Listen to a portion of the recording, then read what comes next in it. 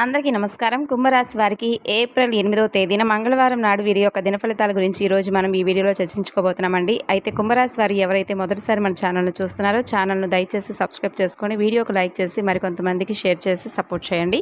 మరి కుంభరాశి వారి యొక్క జాతక ఫలితాల గురించి తెలుసుకుందాం. కుంభరాశి వారు శ్రమతో కూడినటువంటి చాలా పెద్ద పనులు రేపటి రోజున చేయబోతున్నారనే చెప్పాలి. ఆ విధంగా ఆ పనుల్లో వీరికి కొంచెం ఒత్తిడి కూడా గురయ్యేటటువంటి ఛాన్సెస్ ఎక్కువగా కనిపిస్తున్నాయి. అయితే ఆరోగ్యం కూడా బాగానే ఉంటుంది. ఆర్థిక పరంగా కూడా రేపటి రోజున వీరు దృఢంగా మారబోతున్నారు. మీరు ఎవరికైనా అప్పు ఇచ్చి ఉంటే మీరు వారి నుండి ఈరోజు మీ ధనాన్ని తిరిగి అయితే పొందబోతున్నారనే చెప్పుకోవాలి.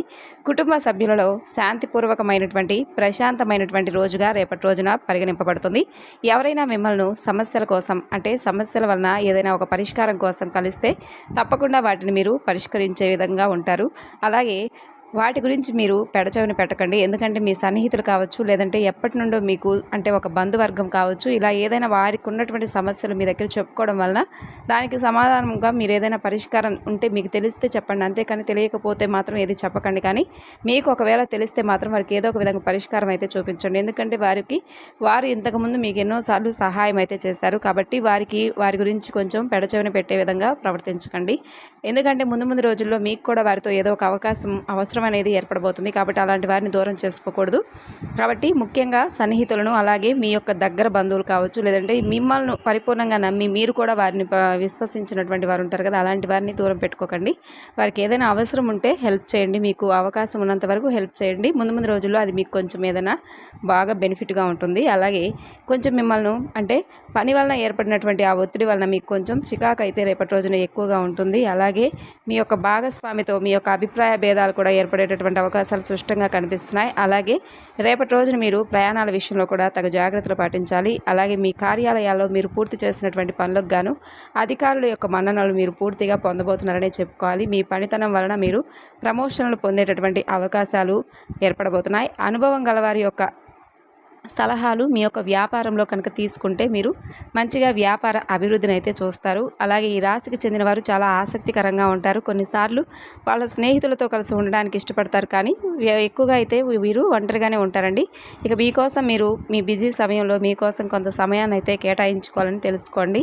అలాగే ఈరోజు మీ అవసరాలకు సరిపడా అంటే ధనం అనేది మీ చేతిలో ఉంటుందనే చెప్పుకోవాలి. మీ జీవిత భాగస్వామి మీకు కొంచెం ఎడముఖం పెడముఖంగా అంటే మీరు చెప్పేటటువంటి మాటలు వినకుండా, లేదంటే మీకు ఏదైనా కానీ అవసరమైనటువంటి అన్నీ కూడా అందిస్తూనే ఉంటుంది. కానీ మీరు చెప్పే మాటలను ఆమె పెడచెవిన పెట్టడం కానీ ఆయన పెడచెవిన పెట్టడం కానీ ఈ విధంగా మీ ఇద్దరి మధ్య కొంచెం అండర్స్టాండింగ్ అనేది లేకపోవడం వల్ల కొంచెం గొడవలు అయ్యేటటువంటి అవకాశాలు కనిపిస్తున్నాయి. చివరికి దానివల్ల మీరు ఫ్రస్ట్రేషన్కి కూడా లోనవుతారండి.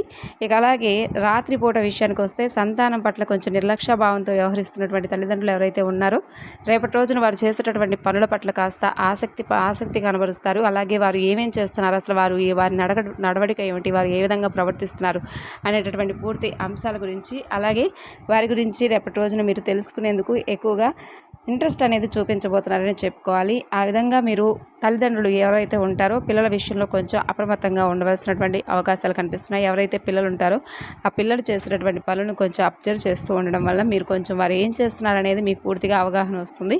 అలాగే వారు ఏదైనా తప్పు పనులు చేస్తున్నట్లయితే కొంచెం వారికి ఒక మంచి అవగాహన వచ్చే విధంగా ఆ పని పట్ల కానీ వారు చేసేటటువంటి పనుల్లో అది మంచి అయితే మంచి, చెడు అయితే చెడు అనేది స్పష్టంగా వారికి వివరించి చెప్పడం వల్ల ముందు రోజుల్లో మీరు వారికి ఒక మంచి జీవితాన్ని అందించడం వారు అవుతారు. కాబట్టి ఏదైనా తప్పు మీ పిల్లవాడు కానీ పిల్ల కానీ చేసినట్లయితే తప్పు అని చెప్పి నిలదీసి మరీ అడగండి. తల్లిదండ్రులు కాకపోతే ఇంకెవరు అడుగుతారు చెప్పండి. అది వారికి కొంచెం మనసుకు నొప్పించినా కానీ, ఏదైనా తప్పుగా ప్రవర్తించినా కానీ, తప్పుడు పనులు చేస్తున్నా కానీ వారిని నిలదీసి అడగడం తల్లిదండ్రులుగా మన బాధ్యత అని చెప్పి తెలుసుకోండి.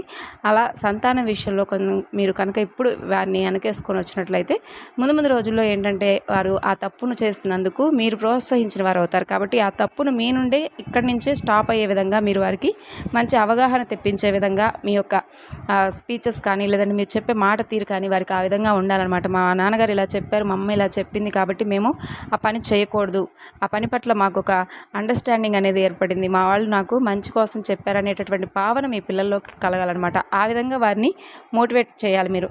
కాబట్టి ఈ విధంగా వారు చేసేటటువంటి పనుల పట్ల కొంచెం ఒక కన్నేసి ఉంచినట్లయితే ముందు రోజుల్లో వారు రిపీట్ చేసే అవకాశాలు అస్సలు ఉండవు. కాబట్టి ఒకవేళ చేసినా కానీ ముందు అంటే వచ్చే రోజుల్లో అంటే ఒక రోజు పోతే తర్వాత రోజైనా వారికి తెలుసుకుంటారు.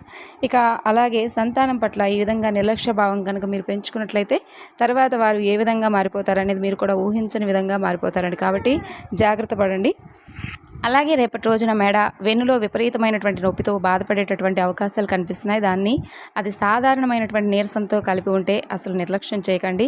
ఎందుకంటే మీకు అన్నిటికన్నా కూడా విశ్రాంతి చాలా ముఖ్యమని తెలుసుకోండి. మీరు మీ పనులు చాలా బాగా చేస్తారు, అద్భుతంగా చేస్తారు.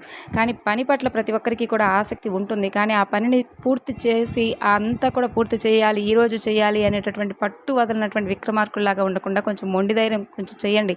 ఈరోజు కాకపోయినా రేపైనా అవుతుందిలేనని చెప్పేసి కొంచెం మీరు మీ ఒంట్లో కొంచెం నలతగా ఉన్నప్పుడు ఏం చేయాలంటే ఆ పనిని ఈరోజు కొంచెం వాయిదా వేయడం మంచిదన్నమాట. కాబట్టి ఆ పనిని ఏదైతే ఉందో దానిని ఒకే రోజు చేసేసి ఆ యొక్క ఒకే రోజు ఒత్తిడికి గురి కాకుండా రేపటి రోజున పెండింగ్ వేసుకున్న వచ్చేటటువంటి నష్టాలు ఏం లేవండి. కాబట్టి మీ ఆరోగ్యం ముందు మీరు చూసుకోండి, తర్వాత ఏదైనా కానీ.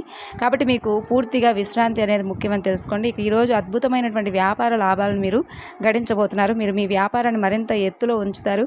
మీ స్నేహితులు మీ వ్యక్తిగత జీవితం గురించి ఒక మంచి సలహానైతే మీకు ఇవ్వబోతున్నారని చెప్పుకోవాలి. అలాగే ప్రేమికుల విషయానికి వస్తే అండి, మీ యొక్క లవర్తో బయటకు వెళ్ళినప్పుడు మీ యొక్క అంటే కుటుంబ సభ్యుల్లో ఎవరైనా కానీ మీ ప్రవర్తన చూసి వారు కొంచెం హర్ట్ అయ్యేటటువంటి ఛాన్సెస్ కనిపిస్తున్నాయి. కాబట్టి అలా ఎవరైతే ప్రేమికుల పరంగా చూసుకున్నట్లయితే ఎవరైతే మీకు బయటకు తిరగడం కానీ అలాంటివి కాకుండా చక్కగా ఇంట్లో కూర్చొని కుటుంబ సభ్యులతో మాట్లాడి మీ ప్రేమ విషయాన్ని చర్చించి తర్వాత పెద్దలు గౌరవిస్తే మీ యొక్క ప్రేమ వ్యవహారాన్ని వారికి చెప్పి చక్కగా ఇరు కుటుంబాల మధ్య ఒక మంచి సఖ్యత ఏర్పడే విధంగా మంచి నిర్ణయాన్ని తీసుకోవడం వల్ల ముందు రోజుల్లో మీ భవిష్యత్తుకు కూడా అది చాలా బాగుంటుందండి. అలా కాకుండా మీరు అలా బయట తిరగడం వల్ల అంటే కుటుంబంలో ఉన్నటువంటి ప్రతి ఒక్కరికి కూడా కొంచెం గౌరవం కోల్పోయేటటువంటి అవకాశాలు ఎక్కువగా కనిపిస్తున్నాయి.